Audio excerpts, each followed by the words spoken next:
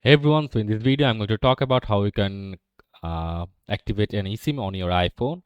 So for that you need an iPhone XS, XS Max, iPhone XR or later versions, a wireless carrier or worldwide service provider that supports eSIM, and your new iPhone needs to be connected to Wi-Fi network. iPhone 14 models and later that are eSIM only can activate without a Wi-Fi network.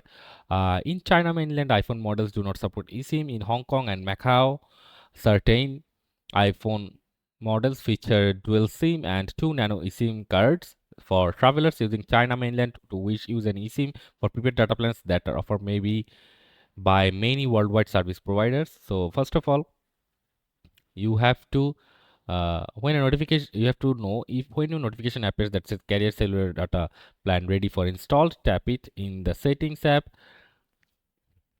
tap carrier cellular plans ready to be installed, tap continue to the bottom on the screen, and make a call on your iPhone to check its cellular connectivity. If you can't make a call, contact your carrier, and if the plan activated replaces the plan on your physical SIM, remove your physical SIM, then restart your phone. And that's how you set up an eSIM on your iPhone. So that's it for this video. See you on the next one.